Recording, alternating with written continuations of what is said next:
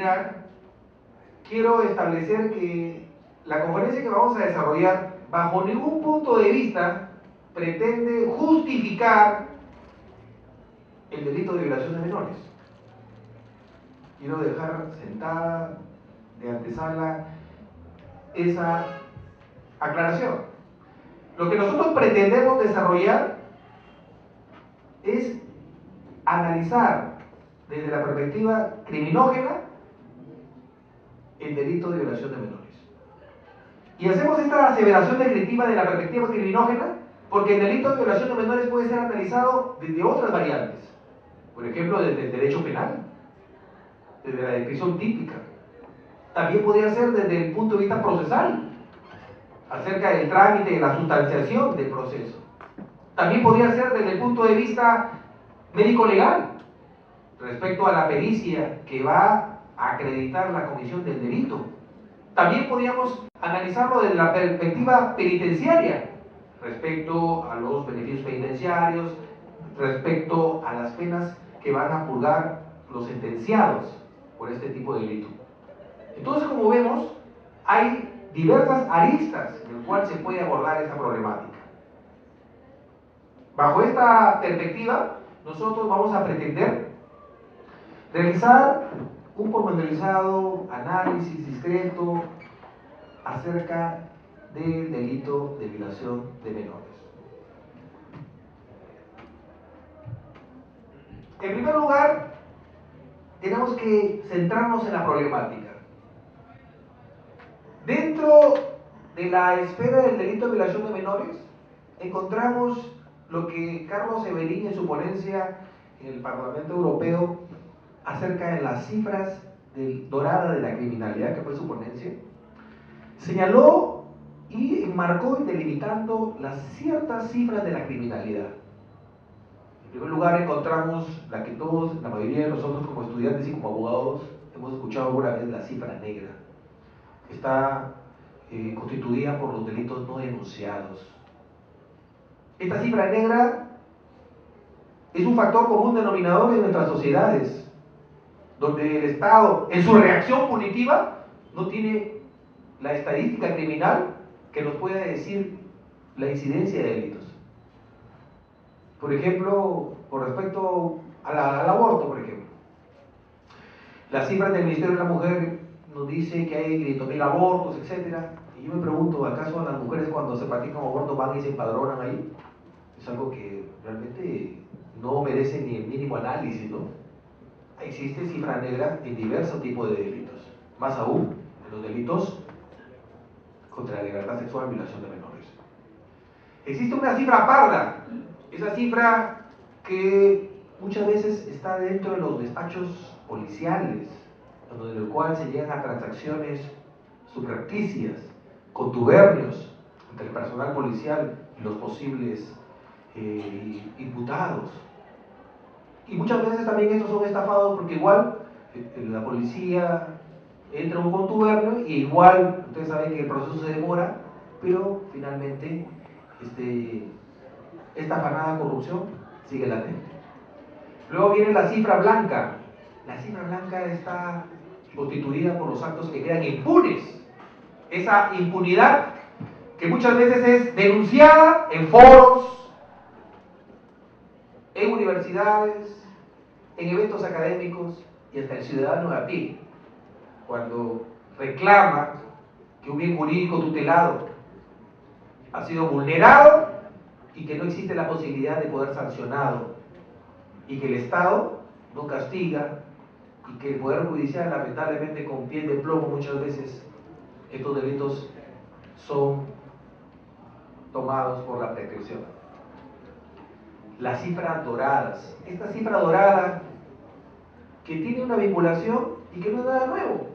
Edith Sutherland, al final de la década de los 30, en su libro Los delitos de cuello blanco, hablaba de los delitos de la nueva criminalidad, esta criminalidad de un estatus, esta criminalidad que eran las personas que tenían recursos económicos y que podían de alguna manera protegerse, y que esta criminalidad finalmente desvirtuaba el principio de igualdad ante la ley. Y hay otra criminalidad también, otra cifra que probablemente no la hemos incluido acá, pero la voy a manifestar, que es la cifra CACI, que tiene que ver con los delitos cometidos por las Fuerzas Armadas y la Policía Nacional. Esta cifra CACI fue aflorada en las conclusiones de la Comisión de la Verdad y Reconciliación Nacional, donde involucró, y que hasta ahora hemos visto pues en la televisión, en la semana pasada, con la nación del decreto legislativo del 97, y ha tenido consigo críticas en los foros jurídicos respecto a la forma de modo de interpretación constitucional del control difuso respecto al contenido de esta legislación. Bien, estos delitos de violación de menores causan gran alarma social. Y causan alarma social porque tienen que ver con la vulneración y la victimización de lo más vulnerable que tiene la sociedad, que son nuestros niños y adolescentes. Cuando existe este tipo de delitos, toda la sociedad en su conjunto se solidariza. Porque ese niño puede ser nuestro hijo, puede ser nuestro hermano, puede ser nuestro sobrino, puede ser cualquier integrante de nuestra sociedad. Y hoy en día encontramos que el delito de violación de menores se encuentra globalizado. Es un delito que ha existido, existe y existirá. Y allí la polémica cuestión de su criminalización, de su tratamiento y sobre todo de conocer un poco más, incidiendo, como he dicho, desde la perspectiva criminógena. Esta forma de violencia tiene aspectos éticos, sociales y jurídicos. Éticos. La ética es lo que la sociedad nos exige como comportamiento, que debemos tener un Estado social y democrático de derecho. Cuando nuestros derechos terminan y comienzan en los demás. Cuando hablamos en el sentido social, el adjetivo social tiene que ver con el enjambre colectivo, con el grupo de personas. Estas personas que son diferentes, estratos sociales, gustos y preferencias. Y cuando hablamos del tema jurídico, que finalmente es lo que el legislador, en base al desarrollo societal, trata de responder a estas expectativas y estas demandas sociales para poder vivir un Estado de Derecho. Un Estado de Derecho donde toda persona pueda exigir tutela jurisdiccional efectiva y poder ejercer su derecho de acción y esperar a través de un debido proceso la reivindicación, la reparación y la sanción.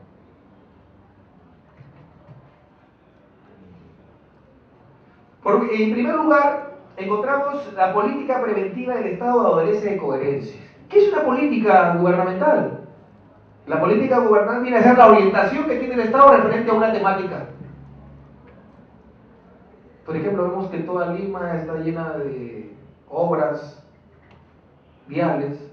Se podría decir que hay una política de pistas, de desarrollo urbanístico, etc.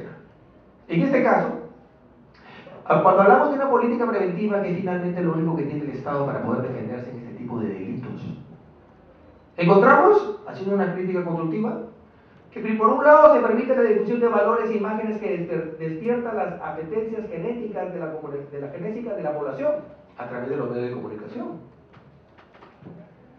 Probablemente ustedes, como son muy jóvenes, no se percatan de ello. Hace 20 años, en los diarios populares no había publicaciones obscenas como las que encontramos hoy y que forman parte del trajín diario de más de uno que se ha acercado a un kiosco en la mañana, ¿no? Y ha podido ver las malcriadas de Trome, por decirlo menos, ¿no? U otros que son visitantes asiduos de páginas de contenido pornográfico. Y por otro lado, se pretende resolver este problema apelando al incremento del medido de las penas. Es lo que Günther Jacobs llamaba el derecho penal del enemigo. Y fíjense, aquí haciendo una aclaración. A las personas, aquellos que transgreden la ley penal, ¿se tipifica el delito por lo que es o por lo que hace? A una persona se le imputa un delito por lo que es o por lo que hace. En cambio, en este tipo de delitos de violación sexual, ¿es por lo que es o por lo que hace? Por lo que es. Entonces encontramos lo que probablemente nuestro ilustre amigo el doctor Mohamed en su curso habla de lo que es el derecho penal de acto o el derecho penal de autor. ¿Esta perspectiva es derecho penal de acto o derecho penal de autor? La que estamos analizando. De autor. Pero ¿qué dice nuestro Código Penal que se acoge la corriente finalista, garantista, de acto? ¿Se dan cuenta? Esto es para reflexionar jurídicamente y poder tener mayor elementos de juicio por ustedes. Esta misma conferencia yo la dicté ayer en el curso de práctica forense a 80 abogados. Y pude darme cuenta que muchos de los conceptos no estaban bien claros. Y tengo 80 abogados de todas las universidades de Lima que se estaban colegiando en nuestro ilustre colegio de abogados en el cuarto piso en la sede de Palacio. Entonces vemos que no existe aún todavía conciencia cierta sobre este delito, que dentro de todos los delitos contra la libertad sexual es el que mayor atención, porque tiene una connotación no solamente jurídica, criminógena, sino también de carácter moral. Cuando una persona viene y me consulta que tiene un proceso penal sexual, no viene con la misma confianza como vendría por un delito contra el patrimonio, contra la ley por la salud, hasta por tráfico ilícito de drogas, porque se tiene una connotación moralista.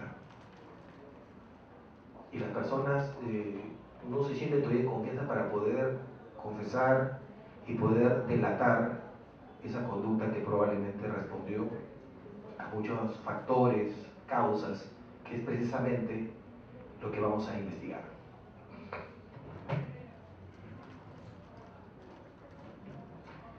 ¿Qué es el abuso sexual de menores? Cuando hablamos de abuso sexual de menores estamos hablando de pedofilia, pederastía, que ambos conceptos son utilizados de manera análoga. Si comenzamos a describirlo, su etimología, paidos, niño, pedofilia, amor, que es la definición gramatical, en el otro pederasta, que es igual que el paido, niño, erasta es amante. Qué bueno, eso ha servido y que son conceptos que se difunden actualmente cuando se quiere de alguna manera describir este tipo de conductas.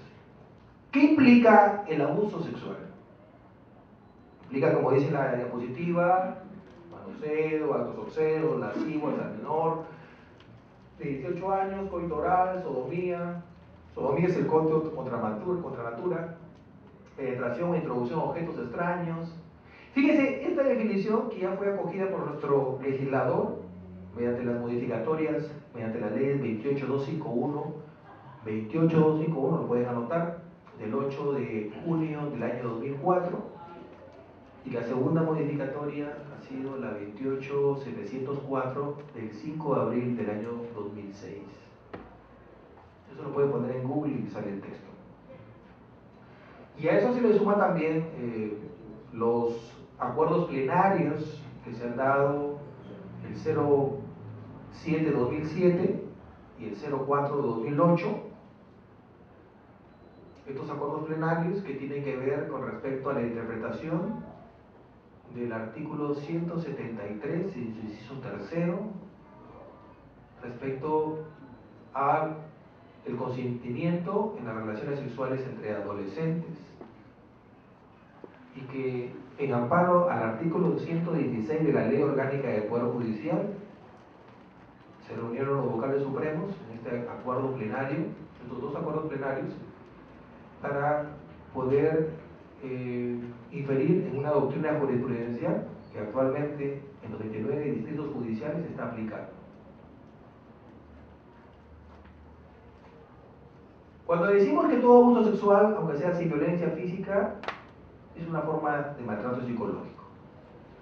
Porque la dinámica del delito de violación de menores, antes y después, evidentemente el agresor sexual, el depredador sexual, tiene un comportamiento de acercarse a su víctima Primero a través del juego, a través de ganarse la confianza, para luego consumar el ataque y en la amenaza. Acá también encontramos que gran cantidad de estos ilícitos penales se dan en el plano intrafamiliar. Los estudios que se han desarrollado son en el plano intrafamiliar. Hermanos, tíos, amigos personales, padrinos, etcétera, etcétera.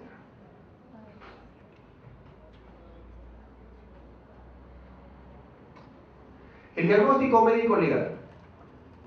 Dice los profesionales, aquí hay que consultar a los profesionales de la medicina, psiquiatría, psicología, para poder establecer lo que se conoce como psicopatologías sexuales. Las psicopatologías sexuales, ustedes revisen el DSM-4, así, 4 números romanos. DSM-4, que es un documento de clasificación de los protocolos de psicopatologías sexuales, elaborado por la Asociación de Psiquiatría de los Estados Unidos, donde contiene todos los protocolos de inclusión de psicopatologías sexuales, también se conocen como parafilias. Hay psicopatologías sexuales que no son punibles y las psicopatologías sexuales graves que son punibles. Por ejemplo, el fetichismo, personas que alcanzan el placer sexual a través de objetos, el voyerismo, que son psicopatologías sexuales no punibles. Pero existen otras, como la pedofilia, la pederastía, la necrofilia,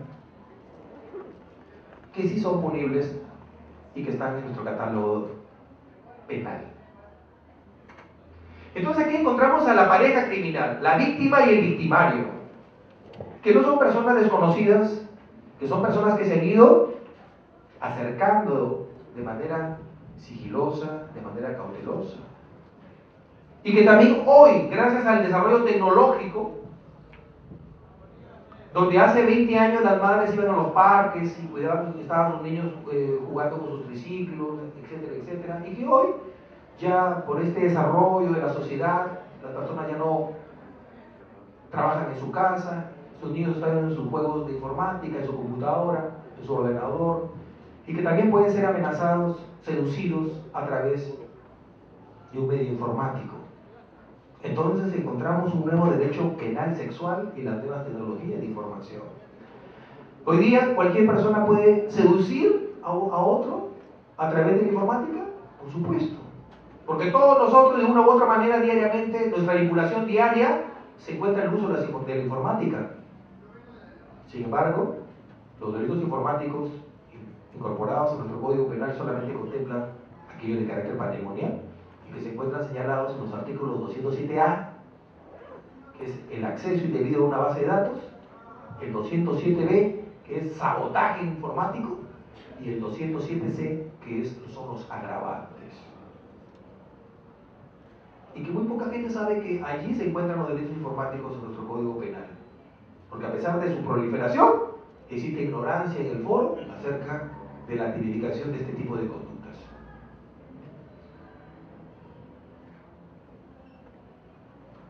La pluricausalidad criminógena. Cuando hablamos de pluricausalidad, estamos hablando de un término de muchas causas. Y como lo dice el doctor Momentiano en su libro de criminología, la multifactoriedad, él utiliza la multifactoriedad para complementar el tema de pluricausalidad.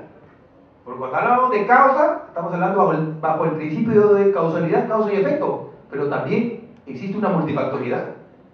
Factores decisivos, el clima, la geografía, que tienen que ver en la generación de este tipo de apetencias genéticas que hemos abordado. Entonces hablamos de una psicopatología.